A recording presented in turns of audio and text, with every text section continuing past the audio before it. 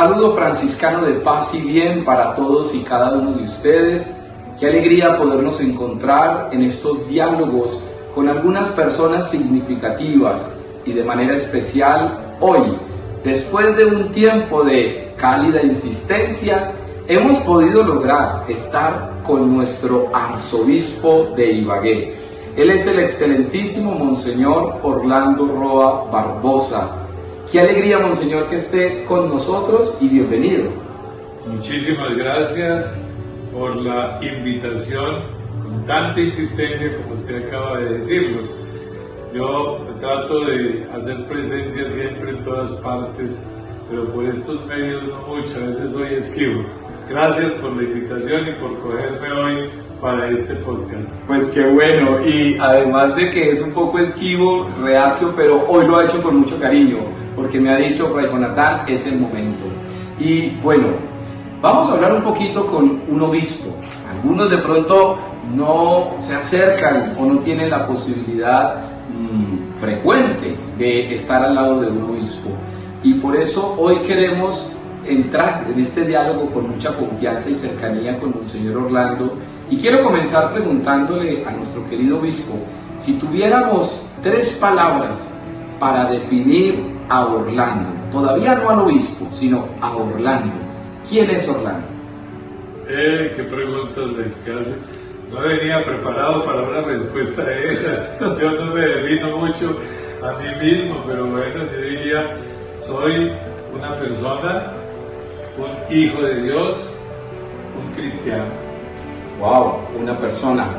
Hay muchos seres humanos, Monseñor, a quienes de pronto les cuesta definirse así, como personas. Y esto implica, Monseñor, entrar en relación. Las personas entran en relación. Cuéntenos un poquito, usted, ¿cómo nació su vocación?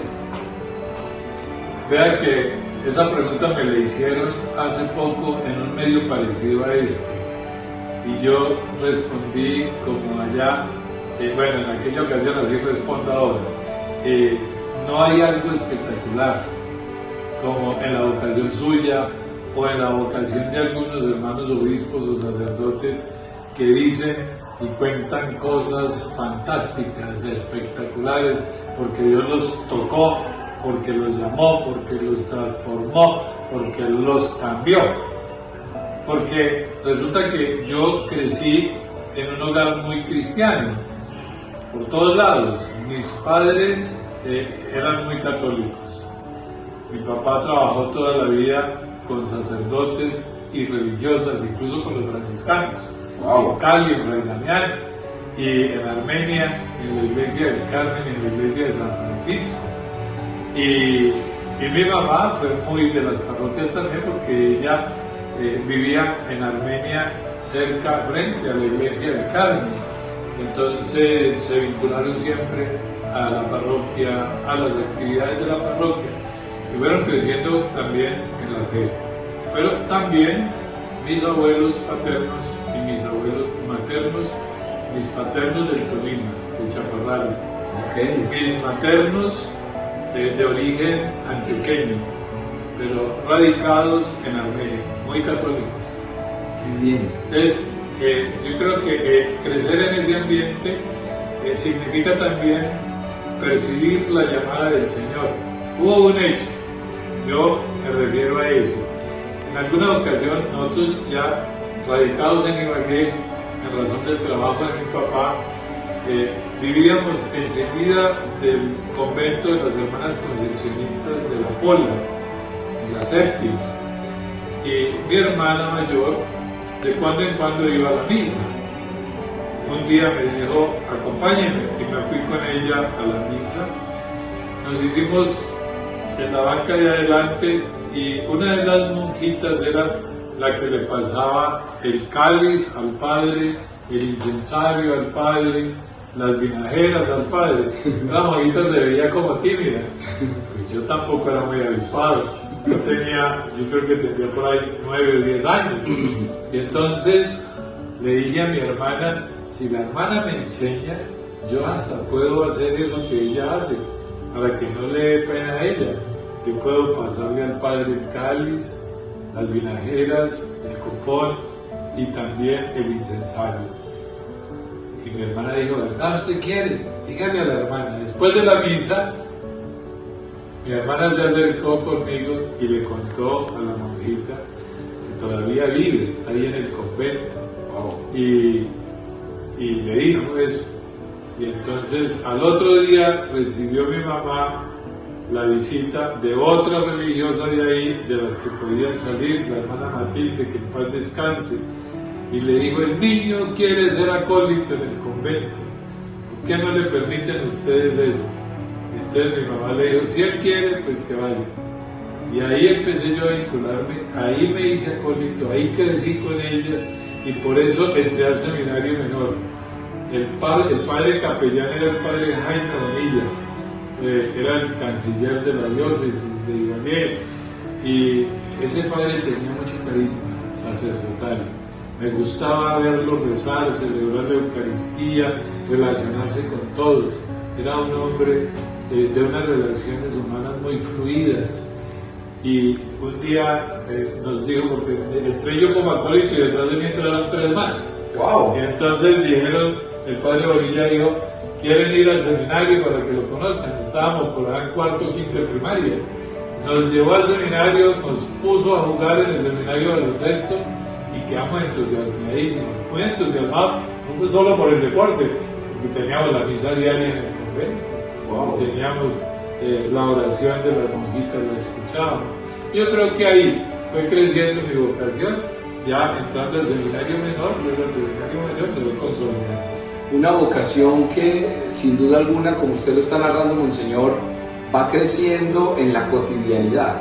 Lo cotidiano de la vida se fue dando y allí fue usted fraguando eso que llamamos llamado vocacional. Es lo que estoy entendiendo. Es así, está bien interpretado, Fray Jonathan, porque, como le dije, no hay algo espectacular. Ha sido un llamado que el Señor me hizo en la vida ordinaria de mi familia, del convento de las hermanas, del seminario menor, porque la vida en el seminario menor en esa época era como la vida en un colegio, éramos casi todos externos y había un grupo pequeño de internos, pues yo fui externo hasta el grado 10º.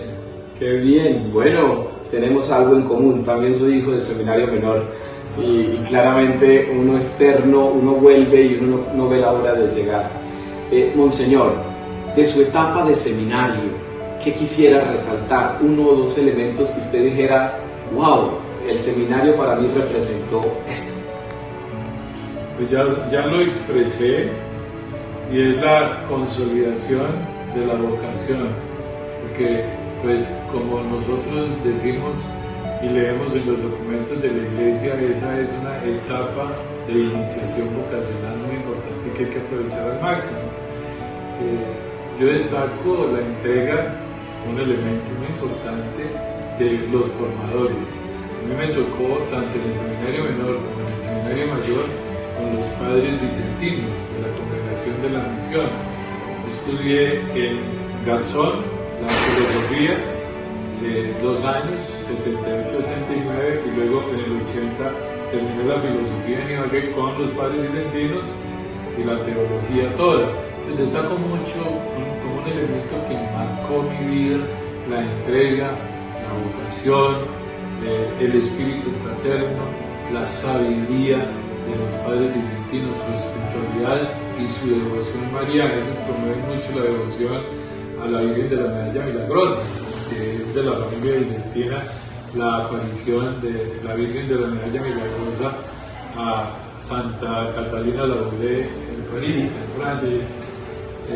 Esos elementos destaco, ¿no? Bueno, allí, al lado de la entrega de ellos, hay que hablar también de la fraternidad que se vive en el seminario, el espíritu de oración que se vive en el seminario y la cercanía frecuente del obispo y de los sacerdotes diocesanos con el seminario.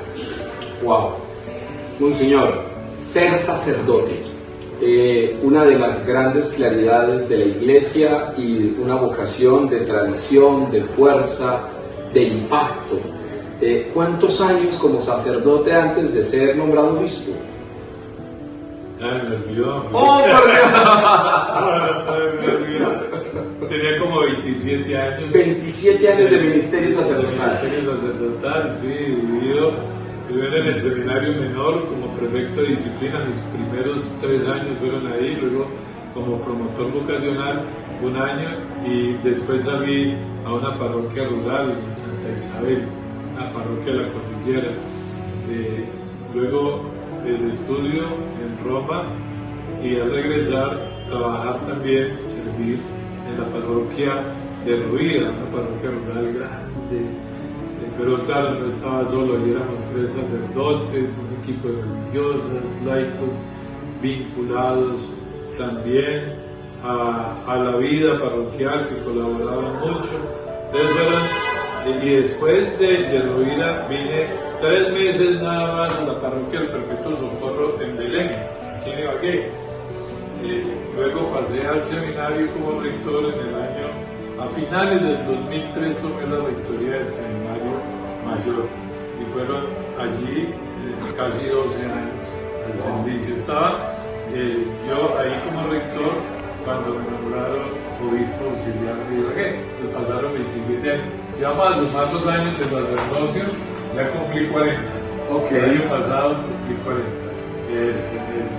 En el 2024, porque la ordenación fue en 1984. Recuerdo que hubo una fiesta del arzobispo de aquella época, Monseñor José Joaquín Flores Hernández. Invitaron al nuncio apostólico, Ángelo Achervi, y él le dio la presidencia de la Eucaristía y nos ordenó a 3 sacerdotes. ¡Wow! Monseñor, veo que es una vida ministerialmente hablando muy fecunda, muy profunda, pero también muy en la vida de la formación de los jóvenes, muy en la vida del perfil sacerdotal, casi 12 años como formador en este ámbito del seminario mayor. Le pregunto, usted que ahora está viviendo desde este ministerio episcopal, ¿cómo ve, cómo percibe usted la formación sacerdotal? Es una formación que plantea actualmente desafíos a la Iglesia Universal y a las diócesis, y creo que a las congregaciones también retos muy importantes, porque se ve y se siente la necesidad de actualizar todos los elementos formativos al momento histórico que estamos viviendo. Si uno se pone a ver los seminarios, se nos están quedando sin seminaristas. Cuando yo era rector del seminario, eso lo recuerdo de cuando en cuando, recibía algo. Un año empecé con 72 aquí en Ibagué, otros años con 65. El número se mantenía siempre de 60 para arriba. Luego, ahora veo que en el seminario mayor hay 128 alumnos de la diócesis del Líbano Honda y de la arquidiócesis de Ibagué. Quiere decir que también se plantean retos importantes en la promoción de las vocaciones sacerdotales y religiosas. Algunos hacen análisis, es por causa demográfica, porque ahora las familias no son tan numerosas como eran antes, entonces ahora casi no hay jóvenes que quieran ir al seminario. El Papa San Juan Pablo II decía una cosa muy bonita: las vocaciones siempre están, hay que motivarlas y hay que orar por ellas. Wow, maravilloso, Monseñor. En ese contexto de formación sacerdotal, claro, estamos ante un factor de la disminución cada vez más progresiva de las vocaciones, pero muy esperanzador escuchar de su parte, y más de un obispo que nos diga siempre está ahí, como decía San Juan Pablo II. Vamos a devolverme un poquito. ¿Cómo fue eso de ser obispo? ¿Cómo lo tomó? Pues yo fui coordinador de la zona OSCOL de rectores de seminarios que están distribuidos por zona. Yo no me acuerdo el número de la zona. Después nombraron obispo al que era presidente nacional de esa organización de seminarios de Colombia. Así es, esa es OSCOL, así. Y me parece que era Jaime Muñoz, el que ahora es obispo en Girardot. Y entonces me nombraron a mí.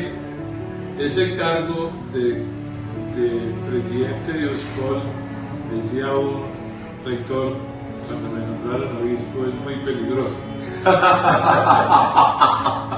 Porque porque me parece que, entre otras cosas, eso hay que aprobarlo en la conferencia episcopal, entonces empieza a sonar el tiempo. Y yo creo, bueno, estábamos señor Flavio Calle Zapata, arzobispo de Ibagué, presentó para ser su obispo auxiliar. Estaba Aldo Cavalli, de nuncio apostólico, cuando me llamó a través del señor arzobispo para que fuera a la anunciatura. Allá me dio la noticia, me puso a leer la carta del Papa en donde decía: usted ha sido nombrado obispo auxiliar de Ibagué y obispo residencial de Nasvinca. Esas son diócesis.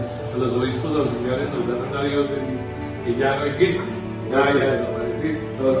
Era muy simpático el nuncio, porque cuando acabé de leer la carta y se la devolví, se puso a reírse. Y me dijo: le cambió la vida, ya no es sacerdote, ¿no? Ay, se reía. Pero bueno, sí, la vida cambia. Le cambia a uno la vida. Usted tiene, y lo digo con mucho cariño y sin necesidad de un falso elogio, tiene una fama en su arquidiócesis de ser un obispo cercano, de ser un obispo sencillo, de ser un obispo accesible, porque tal vez estas figuras en algunos escenarios de la iglesia no los ven tan accesibles. Hay que pedir unas citas con antelaciones muy largas, hay unos cúmulos de ocupaciones de estas figuras. Usted es reconocido en nuestra arquidiócesis por ser un obispo con quien se puede charlar y tomar tinto. Cuénteme usted, ¿cómo debería ser un obispo hoy, a su juicio? Gracias por el elogio, Jonathan. Eso no es un elogio, pero no lo merezco. Pero real.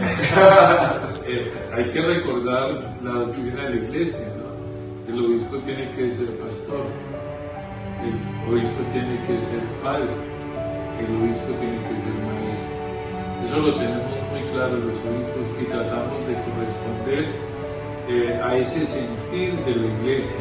En el magisterio de la iglesia aparecen esos tres elementos como muy importantes para el perfil del obispo. Ya lo demás es tratar de servir con entrega generosa a donde el Señor nos envíe. También el obispo debe ser disponible.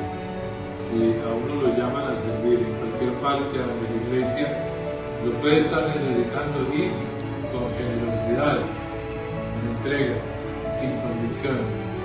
Es muy importante también tener en cuenta un elemento muy humano de los obispos, y es que tenemos la tentación de ser de mal ejemplo. Yo percibo que a veces algunas personas y los sacerdotes pueden tener esa percepción del obispo, es que el obispo es de mal genio, me va a regañar, a la gente no me quiere. No debe ser así. Yo en algún momento de mi vida, antes de ser nombrado obispo, me hice el propósito de no regañar a nadie, porque uno como sacerdote también puede caer en el error de regañar a las personas que le hace mucho daño. En vez de acercarlas más a Dios y a la iglesia, las aleja a uno de Dios y de la iglesia. Eso puede pasar con un sacerdote, que pues si me voy danza en ristre para regañarlo a él, pues se va a alejar del obispo. Trato de cumplir como ese principio de vida, pero no es fácil a veces mantenerse así, sobre todo porque hay que tomar posiciones a veces. Hay que tomar posiciones, bueno, pues se toman sin mucho regaño, ¿no? Sino con amor, y sobre todo con perdón también. Nosotros tenemos que aprender a perdonar, así como predicamos que hay que perdonar.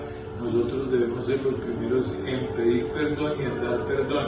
El tema del perdón, eso también va siendo una norma de vida para mí. No ha sido fácil, porque yo, entre otras cosas, en mi vida personal he tenido personas que me han perseguido. Eso es humano y eso es lógico. Uno no es monedita de oro para caerle bien a todos, pero aún a esas personas que me han hecho sufrir tanto, tengo que perdonarlas. Wow. Aprender a perdonar, y sobre todo, Monseñor, cuando hemos sido perseguidos. Sí. Qué bien. Monseñor, Papa Francisco, una eclesiología maravillosa, un legado que todavía hay mucho que explorar de sus palabras, de sus gestos, y le decía a los obispos, pastores con olor a oveja. ¿Qué piensa usted? Pues efectivamente Esa es una llamada que nos hizo siempre el Papa, no solamente a los obispos, a los frailes y a los sacerdotes. Deseamos todos que incluso eso hay que decírselo a los catequistas, a los laicos que tienen una tarea y una responsabilidad pastoral en las comunidades parroquiales, en la vida de la iglesia. Todos debemos tratar de servir, procurando ser pastores con olor a oveja, es decir, tratar de llegar a todos sin discriminar personas, sin hacer acepción de personas, porque eso también nos perjudica y nos hace mucho daño. A todos debemos acogerlos con amor. Un legado fundamental que tenemos hoy dentro de la radiografía eclesial es: ya las personas, muchas, no llegan a nosotros. Somos nosotros los que debemos salir, esa famosa frase de una iglesia en salida. Y en este marco de este año estamos en el año jubilar de la esperanza. Hablemos un poquito para ir cerrando nuestra entrevista, Monseñor. ¿Cómo demarcamos eso de una iglesia en salida y en esperanza en estas crisis latentes de nuestra cultura? Una iglesia en salida lo estamos viviendo nosotros en la arquidiócesis de Ibagué, porque en el plan de evangelización que nos trazamos hay varias etapas y en las tres etapas grandes de nuestro plan de evangelización tenemos líneas guías, 3 líneas guías. Una línea guía es la evangelización, que no se sacrifica. En todo momento estamos en misión, siguiendo las 3 etapas: una etapa querigmática, una etapa de coinonía, una etapa de misión.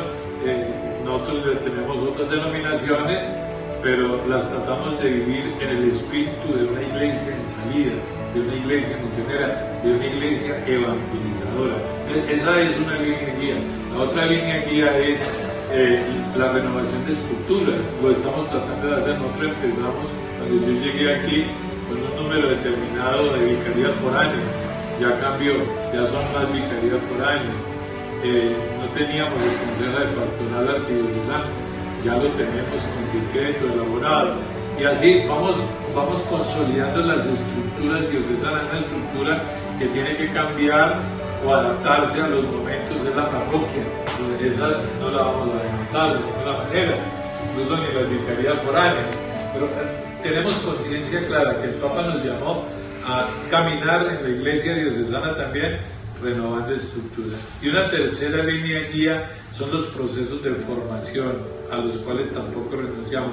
En todas las etapas de nuestro plan de evangelización tenemos procesos de formación para los sacerdotes, para los laicos, para los comprometidos. Usted habla mucho de los alejados, la pregunta anterior. Uno de los propósitos del plan de evangelización nuestro es ese: llegar también a los alejados, a los indiferentes. Ahí tenemos esas 3 líneas guías, nos orientan mucho el caminar de nuestra vida arquidiocesana: la evangelización, la renovación de estructuras, los procesos de formación. Para responder a la segunda pregunta, porque me hizo 2 preguntas en una, el tema de la esperanza. Qué bonito, el Papa en un momento muy oportuno en la historia de la humanidad nos puso a reflexionar, a meditar y a caminar en la esperanza, al ponerle al año santo 2025 el jubileo de la esperanza, para que caminemos juntos en esperanza, en comunión, en participación, en misión. Van siendo derroteros que va trazando el Papa Francisco cuando nos convocó a vivir este año de la esperanza. Yo tengo una conciencia clara y una idea clara con relación a la esperanza: es que la esperanza nos lleva a nosotros a construir y a caminar hacia la salvación, vista en clave de presente y en clave de futuro. ¿Cómo define la Real Academia de la Lengua Española en el diccionario la esperanza? Es un estado de ánimo que surge en la persona y que la persona ve como alcanzable lo que anhela, lo que desea. Por lo tanto, la esperanza no es una idea, La esperanza es algo realizable, que debemos trabajar y construir. Tengo conciencia clara que vamos caminando hacia la presencia de nuestro Padre Celestial. Debemos caminar en fe, en esperanza, en amor. Bueno, ha sido realmente un gusto escuchar a nuestro arzobispo de Ibagué, Monseñor Orlando Roa Barbosa, y con esta invitación que nos está haciendo bajo esta renovación de escrituras, bajo esta iglesia evangelizadora, bajo esta esperanza que no es pasiva, sino que, como él nos lo ha señalado, tiene que siempre ayudar y encaminar. Bueno, en la parte final de nuestro podcast, Monseñor, tenemos una parte un poco más folclórica, si me lo permite decir así. Usted nos dice si acepta el desafío. Algunas preguntas que le vamos a hacer, usted solo puede responder sí o no. Nada más. Pero depende de la pregunta. Usted dice no, dice sí. 72,000 seguidores nos siguen en nuestro podcast y muchos de ellos son jóvenes. ¿Acepta el reto? Pues hombre, lo acepto, pero bueno, muy bien, tranquilo, monseñor. Sencillo. ¿Le gustaría comer helado en las tardes, sí o no? Sí. ¿Azúcar, sí o no? Sí. ¿Delgado, sí o no? Sí. Bueno, muy bien. ¿Bailarías con la reina Isabel, sí o no? No. Oh. Además ya murió. Bueno, muy bien. ¿Revelarías tus mayores secretos a alguien, sí o no? Sí. Oye, ¿saldrías a la calle algún día sin bañarte, sí o no? Sí. Oye, ¿te gusta bailar, sí o no? No. ¿Cantar? Tampoco. Es no. Ok, ¿te pintarías el cabello después de los 60, sí o no? No, muy bien. Si no hubiera sido obispo, hubiera sido piloto, ¿sí o no? No. Muy bien. ¿Cantante? No. ¿Escritor? Sí. Ok. Si hubiera sido abuelo, hubiera sido complaciente, ¿sí o no? Sí. ¡Ay, Dios mío! ¿Enseñarías a Dios a otras personas, sí o no? Sí. ¿Te bañarías con agua fría, sí o no? Sí. Ok, dicen que es bueno para la salud, monseñor. Y bueno, por aquí, ¿te atreverías a representar en una película a Jesús, sí o no? Sí. Bueno, y la última, monseñor. El día de tu vida quisieras ser recordado como un servidor del Señor, ¿sí o no? Sí. Muy bien, monseñor, un aplauso para él, qué alegría, superó el reto. Monseñor, los jóvenes lo están viendo, un mensaje para ellos en el contexto de toda esta sociedad de cristal en la que estamos hoy. Usted lo ha señalado en varios momentos, los jóvenes a veces se debilitan en sus convicciones, en sus principios. ¿Qué le diríamos a nuestros jóvenes? Que sean auténticos, que se dejen aconsejar. Es impresionante cuando un joven no recibe consejos, porque el mundo los está llevando a ser cada vez más autónomos, más independientes, pero necesitan el consejo de los mayores, especialmente de personas sanas, mentalmente y en su personalidad, humanamente sanas, que pueden ser sus padres, pueden ser sus abuelos, pueden ser sus formadores, que no renuncien a vivir. Me preocupa mucho de ver que hay jóvenes que pierden la esperanza y si sufren por cualquier circunstancia de tipo familiar o social, ya quieren renunciar a vivir. No renuncien a vivir. A veces se tienen días difíciles, pero es solamente un día difícil, no una vida, y la vida hay que valorar. Wow, se tiene un día difícil, no una vida. Creo que nos quedamos con eso, porque hoy el obispo ha sido uno con nosotros y ha caminado con nosotros.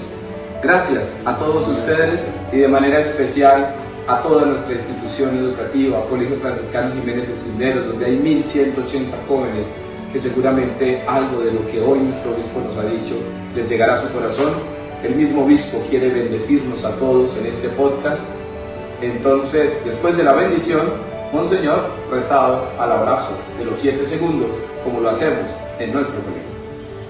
El Espíritu Santo reavive la llama de amor que hay dentro de cada uno de ustedes, ministrando cada día de su vida, y que su Espíritu sea con el Padre, el Hijo y el Espíritu Santo. Me encomiendan en sus oraciones, por favor. Chao, chao, nos veremos pronto. Bueno, un abrazo, Dios lo bendiga. Jonathan, Dios lo bendiga. A ellos también, que Dios los bendiga a todos. Chao.